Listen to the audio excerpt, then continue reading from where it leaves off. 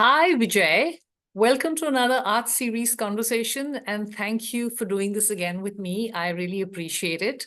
Hi, my name is Sakala Pachu Debras, and I have a YouTube a series called Sakala's Life, on which I talk about fashion, sustainability, and of course, art. I'm joined here with my very good friend, Bijay Anand. Bijay, tell the audience a little bit about yourself. I started buying art when I was in college. I used to earn a little bit, maybe 3,000-4,000 I could spare. And with that money, Wow. I would go to Jahangir Art Gallery and I would see these paintings, and they would actually, obviously much more than that. I used to love them so much. And the artist, see, any artist wants appreciation. He doesn't want the money. Most of them, maybe today the generation of artists has changed. In fact, I'll come back to that later. It's a very important point. But by and large, a genuine artist wants somebody who will appreciate his art, love it, cherish it. So when they used to look at the way I used to keep going back every day to see, look at that one painting. And then they would say, why don't you buy it? I said, "No, it's too expensive." So what do you have? I said, I have only so much. Take it. Just because I loved it so much, they should love for it. And they used to be very kind to me, Or they would say, pay it in installments. I started from. And when I had my first house, when I made my apartment, I was all of 18 years old, full of art already. In fact, then there came up a time where the paintings started getting stacked because I just could not stop. I just loved art too much. And then, as luck would have it, I needed to upgrade my apartment. I needed some money. And I had so much art by that time. I decided to sell a little bit to some of my friends who were architects and, collectors. That's how I found my niche. That's how I found my life. That's Whatever I fantastic. have, it's full of art. Yeah. Fabulous. Okay, and it's a passion which you've converted into a business. Now, last time we were talking about the top 10 most collectible artists that people have, or not, I mean, who you said had a good market value. Today, I wanted to talk to you about provenance and pricing. And I think a lot of people I don't think people have understood pricing. I have had people coming up to me and saying, "Oh, but I know somebody who knows the artist, and they're going to get this work directly from the artist." And So most of the time, rule number one, most of the time, the artist will always quote you more than what the work is worth in the market. Correct. It's like in property. Today, if I go to Raheja Builders and ask them for their flat, in the building opposite mine, they're going to quote me much more than I can get that same work in the secondary market. Correct. So to give you an example, what we spoke about in your last video about Himmat Shah's 48-inch work, I can give you for 55 lakhs or 58 lakhs, whatever, depending on the work. That same work, Himmat Shah is quoting 65. Oh, wow. Okay. That's which I can show you. So going to the artist directly can also be counterproductive. Okay. The second problem, which I used to always laugh about, because I sense up so well, was that, somebody comes in a Rolls Royce or a, nice Maybach to his house, and says, here's a check, whatever you want to give me, So Hussain I would say, okay, I'll make a 4x6 for you. This is how much I'll. First of all, it was more than the market. I could have given it to him cheaper. Correct. The worst thing is, the funniest thing is, and the tragic thing altogether combined is that then whatever Hussain felt like making danda, doom, doom, ding, dong, used to give it to him. He did it. I know he did. He did a lot of those works. Yes, he did a lot of those works. He did a painting, and that's what we call who people who knew sense of well. Yeah. We call it a quickie. You will make a quickie, and you're stuck with it. Or even like today, even if let's say Manu Parekh, or if and you say, can you give me a painting? It's okay. I'll give you a nice 2x3. Now, when he gives it to you, when I'm a dealer. Yes. When you come to my house, I show you 4. You say, no, I don't like this. I don't like this. I don't like this. Oh, this one is good. Can you say that to the artist? I don't like this work of yours. Whatever he gives you, you have to take and pay. Correct. What are you going to do? Yes. So just be careful about going directly to the artist. It can be good. It can also be, you can never tell any artist that this work of yours I don't like. Khatam. Yes. Fragile egos, among other things. Yeah. You don't want to put your hand in cookie jar. Huh? Yeah. So here's the question that a lot of people ask, like, what is the meaning of provenance? I have said this repeatedly over the last few years, and a lot of people haven't got it. Some people have absolutely got it. In a nutshell, like if you were briefly to describe the word provenance for an art collector, anywhere in the world, not just India, what would it be? So I'll explain it to you. As a dealer, 90 or 95%, I would say, of all my works are published in some catalog or the other. Sid Christie, Chatavi, Saffron, Ramkumar's book, Shakti Burman's book. It comes from a catalog which is a very respectable catalog. Nowadays, just as a word of caution, a lot of smart dealers, they'll tell you it's published in the Kumar magazine catalog. Now, what the hell is the Kumar? No, it is a publication. It is the 1975. Then they actually printed it. To print that stupid thing, it cost nothing more than 20,000-30,000. They're trying to sell you a work which is worth all of 2-3 crores, you know. What does it take to make a publication, one small book like this, in which one of the paintings, and if you read carefully the rest of the content, it's all crap. It's basically just to put that photo of that dust, that fake, they're telling you it's from that. So if it's not, let's say if I'm telling you my work is published on the cover, I actually have a work right now, which is on the cover of the Art India magazine. Art India magazine. I'm not going to make that in my house. You know what I mean? So I'm saying that when you are looking at a work, there are multiple things that will give you a very clear indication that this is a fake. First of all, a lot of these fakers will say, I want mostly cash or all cash. Okay. Like a red flag. You know why? Because they don't want to trail. You know what I mean? Yes.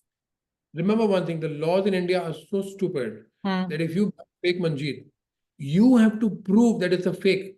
The guy who sold it to you is sitting with your money aram. You cannot prove how he's dead. You say, oh, Hinapuri will certify. Who is she? Court will not say, who is she? What is the jurisdiction? Yeah. You will have to prove that you saw someone making that fake, which is never going to happen. You're stuck. Correct. Your money is gone. Correct. It just happened to a friend of mine last week. Wow. So I'm saying, and it was a big amount, the crore rupees for Hussain. I'm saying that basically the big red flags are a certificate, a letter by the artist signed down, and that's it. No other history, no geography, or some uncle, some name, some funny name with some funny letter from, Calcutta, Mr. Pratap Rai Chaudhary. He's a big guy, Which big guy? When I Google him, I'm not finding what big guy. And somebody who I can't even Google is just supposed to be a big guy. And I can't find him, no trace of him anywhere. And he could afford a Swaminathan in 1975. It's not a joke to buy Swaminathan in 1975. Neither it is a joke to buy him today. Correct. Give me a credible story. The story has to be credible. So when I sold a work recently in the Saffron Art auction, which was not published, you know what I had as proof of the work authenticity? Dilip Vengsarkar and his wife Manali.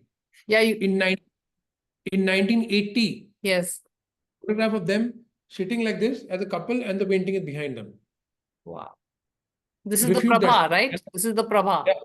And I have a letter from her that is her painting, and that she knows me, and all of that is also there. So I'm saying that like today I'm at a stage where there's another celebrity who I won't obviously name, who said this is my painting. It's been in my collection, my father's collection for the last so many years. I said, do you have a single? Nobody's going to hide a Hussain, right? I said, do you have a single photograph since it's there with you for 40 years, somewhere in the house, even if it's in your toilet, there must be some mistake of photograph, no? Correct. No, that is not there. No, I don't want it. Are you doubting my integrity? You know who I am? I said, I'm not doubting integrity, but I have to answer to my collector, where is the proof? They said, tell them it's my painting. I said, yeah. I will tell them it's your painting, but that doesn't work in the art market today. Correct. Yes, you are dealing with a gullible buyer. So I had one collector who's paid about 4 crores to buy some art. I play poker with him. So he said, I want to buy some art from me. I want to buy some art. He came. He's a nice 55, 60-year-old guy. Came. I said, tell me what you already bought so I get an idea of your taste. He said, I got this Ganesh Pine. He showed me the photo. He showed me the photo of, this Jogain Chaudhary. He showed me a photo of a Hussain. That I said, fake, fake, fake, fake, fake, fake. Every work of his was fake. He was shot 4 crores. And he's like, but I have a letter from Pranab Ranjan Ray. I know, you told me he's such a well-known guy, and I said, listen, you are saying he's a well-known guy. I'm saying he's not a well-known guy. Let me back it up. I called up the owner of the Saffron Art auction house. I called up Dinesh. I said, listen, if I offered you a painting certified by this name, would you accept it? He started laughing. He said, are you serious? I said, no, I'm not serious, just joking. I put the phone down. Then I called up Asta Guru, I called up Tushar City. I said, would you accept a letter by so and so, certification? He said, don't waste my time. He hung up. Just hung up. There's a very big dealer in Kolkata who I know. Very nice, sensible guy, genuine guy. I said, Dada kota achi. I said, would you accept a letter by this? He said, yeah, Dada, majak kar raha hai kya? The fourth one said, fuck off. Ouch. Social media, be careful. No, I'm not saying that's what he said. What do you want me to do? I mean, I'm Okay. saying it like, and then this guy is sitting in front of me, sitting with a pile of painting, with a pile of certificate, also that with this, an entity which is considered to be genuinely fake. I'm just saying that, now coming back to what should you look for? Look for the red. Look for this one, authenticity by so and so. And for you to go to the laundry and clean up your clothes is a very simple technique. I said this in the last video with you. Send that image to the top auction houses in India and abroad. Everyone is interested in buying it. If you're buying a stupid name, let's say you're buying a name called Champak Bhumia. Champak Bhumia is a great artist. Okay, let's find out. Send it to Saffron Art, send it to Asta Guru. Say, I want to sell this painting. I say, who the hell is Champak Bhumia? No, we're not interested. Out, run. Now, let's say if it's a famous Champak Bhumia, let's say or let's say it's a Hussein, and let's say it's a Souza. Send it to these auction houses. Say, I would like to put it in your auction. What is the estimate? Let's say, where did you get it from? What is the provenance? You say that this is the provenance, this is the guy who certified it, this is the guy who's selling it to me, this is the guy who certified it, this is the certification. Send it everything to them. They'll say, no, we don't want. Run. Because maybe now, because the laws have become so strict, if they write it on a text message that it's a fake, they get into trouble. Correct. Politely just say, we don't want it. Who does not? Which auctioneer doesn't want a Souza? Which auctioneer doesn't want a Raza? Everybody wants all these names. So if they're saying we don't want it, take your hand. In any case, if they say we don't want it, means it's a shit work. Yeah. If it's not a fake shit work, anyway, you should not get into. So one more thing is you look for published work. Most of the time, yeah, even if you have to pay a premium, I always pay whatever I have to pay for a published work. Yeah, but that's with two Jogen, in fact, 2 Jogen Chaudhary cross hatches I bought, both are published. Okay, that's how I do. But suppose, for example, let's just take Paresh Maiti, for example. He does these exhibitions across India, right? And you meet him, you pick up a work from the art gallery, whoever was doing it. It's never been published. It's the first time he's brought out this new collection. So what do you do about that? Like I said 95% of my works are published. 5% works which are not published. If it's a Kolte, from Kolte, there's a photo of Kolte in the work. There is his letter also. And everybody knows my relationship with Kolte. Everybody, the whole world knows. You ask any gallery in Pondicherry or London or New York, everybody knows how close I am to Kolte. That's credibility. First of all, the credibility of the dealer himself. You ask any auction house, any collector about, even if they hate me for whatever reason, let's say they don't like the white kind of clothes I wear, maybe they don't like anything about me, whatever they do, they will tell you he doesn't sell fake. Find a dealer like that. Okay. So if someone, so provenance is important, obviously, very, very important. Now, how would you rate it? Would you rate provenance, quality, and pricing is the third, or you would rate quality, provenance, pricing? How would you rate? Provenance is the top 8. 1, 2, 3, 4, 5, 6, 7 is all provenance only. Okay. Because if you don't have provenance, no matter what you have bought, it's worthless. If you paid 5 rupees for it, you won't get 5 rupees for it back. Okay. Okay. You won't get 1 rupee for it back. Nobody wants to touch a fake. It's an untouchable. Okay. And then, of course, then it becomes a vicious circle where they feel that everything that you're bringing into the market is fake. Generally. All of that. Yeah. It's like this. It's like this. I'll tell you what. Let's say we go shopping, we travel so much. Let's say if my wife has got, just for the sake of a discussion, let's say she's got 9 original designer bags. Now, let's say for whatever reason, there's one fake.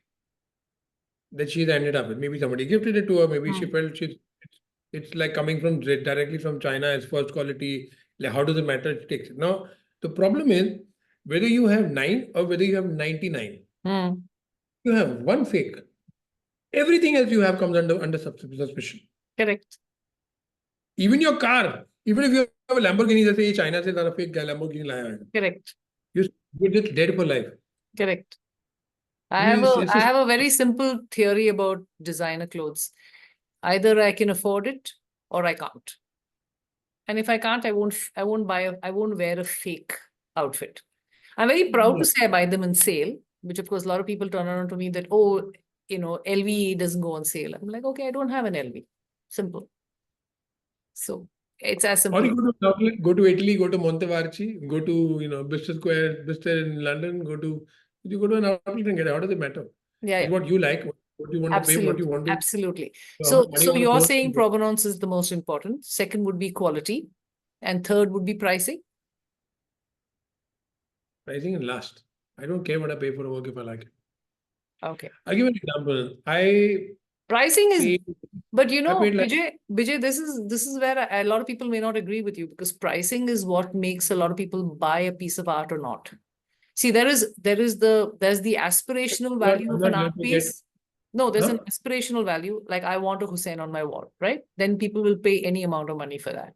And then there is the pricing of the art piece, where they're like, oh, maine ye Hussein kharida, I paid 3 crores for it.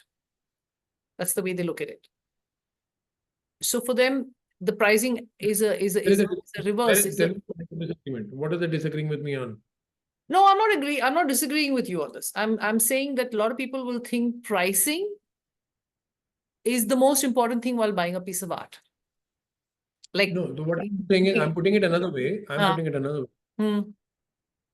There is a very definite, razor sharp science without any ambiguity to the pricing of any work. It's very, very well defined. And that's where I have made my mark in the Indian art market. As far as any dealer or collector is concerned. Okay. I've been bang on.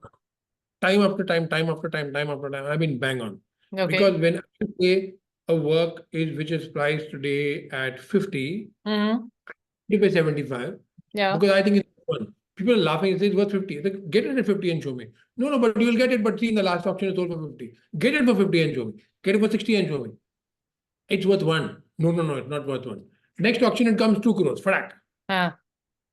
Because I know, I'm telling you, there is a very, very specific, very solid, like a Damascus steel sword, thin line of understanding the pricing of a painting. Okay.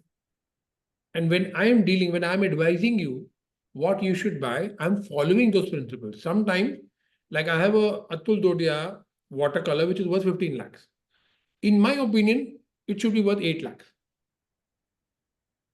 So a 15 lakh work, I can give it to you for 8. Take it, it's worth 15 officially. Check it anywhere. It's not a fake, it's the genuine work, published work, all of that. Okay. 8 lakhs. Similarly, on the other hand, there could be something where I say, this is worth 50 lakh, I'm going to charge you 55. Or this is worth 50 lakhs, I'm charging you 1 crore. I will tell you, officially, this is the price, this is what I'm charging. Because there's a logic behind it. And it's your loss if you don't buy it at 1 crore if I'm telling you to buy it at 1 crore. Not mine. My buyers, by and large, all of them trust me. When I tell them pay this price, they pay. If I say they pay that price, they pay. Because they all made money from me. All of them barring none. So whether it's a young artist, whether it's somebody new in the market, you can say, how do you identify who's going to be great? How easy it is. Very easy. There's a guy called Brojeshwar Mondal. I just love that. You told me. I'm buying him like either, it's the last train I can catch. There's a sculptor called Cyrus. Like that, there are young artists also who are phenomenal. One of the artists we didn't cover in your last, video was Akitam Narayan. Yes. Take in Delhi. I have only one small work, but I'm telling you, he's stupidly underpriced. He's behind you, isn't he? Oh, yeah, of course. Yeah, that one. Yeah. Only one small book I have. Yeah. I showed all of them. I'm just saying, there's a science, very, very perfect, very well-defined science to pricing. So explain was that.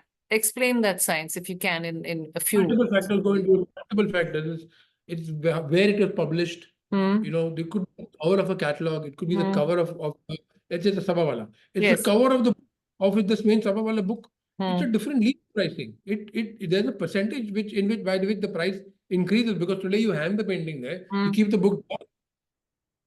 That's what Dara Mehta has done with his painting. It looks amazing though. When you see the painting, the Sabawala painting. What a house.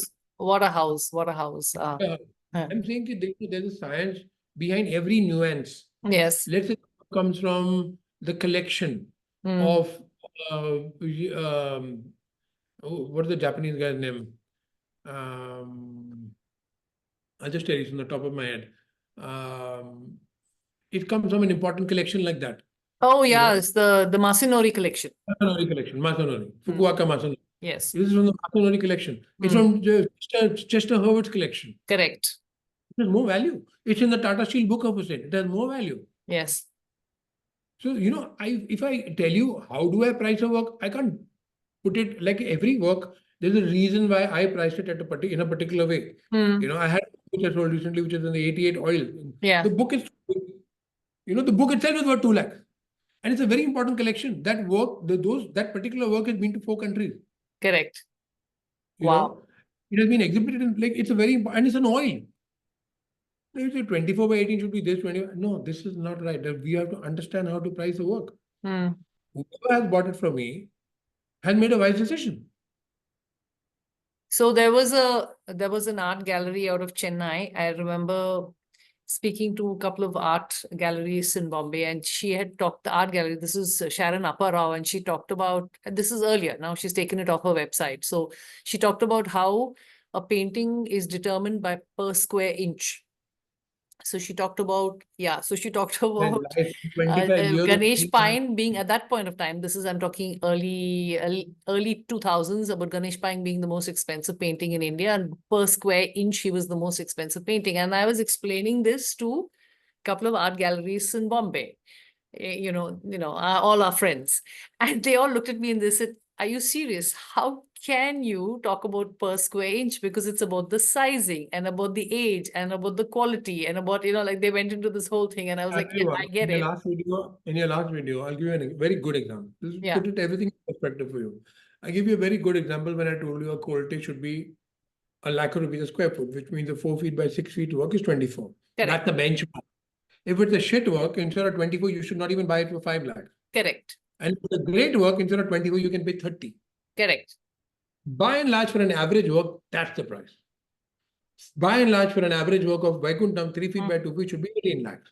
Now, if it's great work, this much. If it's a very bad work, which can also happen. Correct. Yeah. So the so it's basically, so if you break it down, it's going to be, you say provenance in the top 10 lists would be 8 would be provenance, then it would be quality, and then it would be pricing. And you say pricing comes a very low 10 or maybe even out of the top 10, right? Yeah, but for me, it's all about how important the work is. And let me give you an example. There's a Jyoti Bhatt I bought. I overpaid for it. But believe it or not, I normally wake up at 4:30. That day, I woke up at 2:30 in the morning. Oh, wow. And I went to my living room. I put on the light and I just looked at the painting and said, how did he make this? How did he make this painting? And even now I look at it. Like today also I was passing when it's right at the entrance to my house, and I enter. I have to see it as soon as I enter my house. It just breaks my heart. It's so beautiful. It breaks my heart. You know what I mean? Now, how price a work like that when I'm buying it? That's why pricing is the least important. Art has that. I walk into galleries in India right now, and I just, when you just stop and you look at a piece of painting, and then you look at a painting and you just go like, oh my God. And of course, some of them don't speak to you at all, right? And I've had this conversation with you. Some artists don't speak to me at all. And some artists, I'm just like, my God, what was he or she thinking when they painted this painting? It is so phenomenal. And then a lot of the artists, some of the paintings you see it's more from, people are buying it because they want a piece of that, very famous collector who sold it. Like say, oh, I bought this from X, Y, and Z's collection. Rule number one, forget about everything else you said and I said. Forget about Yeah. your own connection with that painting. You have to love it. Absolutely. Yeah. Now, if you are like this one Gujarati friend of mine, he doesn't care about art, he doesn't understand art, he doesn't love art. Then go buy the because he has a fabulous house. It's one of the best houses in all of India. That house with the kind of lifestyle he has, the kind of he doesn't care about art. He said, Bijay, you decide. So then you have to have someone who's sensible to advise you to buy the good quality, original, genuine works at a good price. Then you are excused. But if you have an opinion, don't be insipid, something which is not talking to you. And when, whereas you could have taken something which could have spoken to you if you had been patient or if you had been more. Yeah. Don't make that mistake. I used to suffer from impatience earlier. Now I've decided as I'm growing older, I kind of stop and I've started flipping art. Like I flipped one Sousa for another Sousa. Earlier, I could never do that. I could never get to it. Pardon? It's called an upgrade. Yeah. Don't say that to my husband. My husband was just proud. My husband was just proud of the fact that I sold a piece. He didn't realize that I was flipping it for another bigger one. So he was like, you conned me into this. I was like, yeah. But anyway, so I'm extremely happy with this conversation. We'll have to end the session soon because I'm getting this thing. So again, a little bit about your details at the bottom. And let's talk about let's talk about what our next topic is going to be. Spirituality of art and the integrity of art. Very good topic. Okay, spirituality of art. The integrity, art and integrity, because it's a very important topic for people to understand. And there's one which is the spirituality of art. This is also a beautiful topic for me. Which is, okay, so that's going to be the next topic. I won't pretend, integrity, I can understand integrity in art, but spirituality, I haven't understood. So ladies and gentlemen, if you have any questions for Bijay before that about both the topics, please do send us the details. And I will take your leave. Bijay, if you can just tell the audience where to get you on and your Instagram account and other details. You can find 90% of my collection on kyozanarts.prive on Instagram. I keep it very simple. Most of the works which are available are showing as available, which are sold are showing as sold. Yeah, it's not fair. You do a lot of those are sold. So it's like, what's the point of telling us? The great works, there's so many works I've not even seen. I see the image, show it to a client, done in like literally 5 minutes. So anyways, KYOZAN arts, ARTS.prive, PRIVE. And my number is 98205 33333. Always a pleasure talking to you. Thank you so much, Bijay, and thank you for doing it. I'm available on Sakala's Life on YouTube, and I also, if you look for Sakala Pachu Debras on Instagram, I will be putting all these videos up on Instagram and YouTube and on Facebook. Thank you for having me. Thank you for doing this again with me, Bijay. Really enjoyed. Appreciate it. Thanks a ton. Satnam. Satnam. Thank you.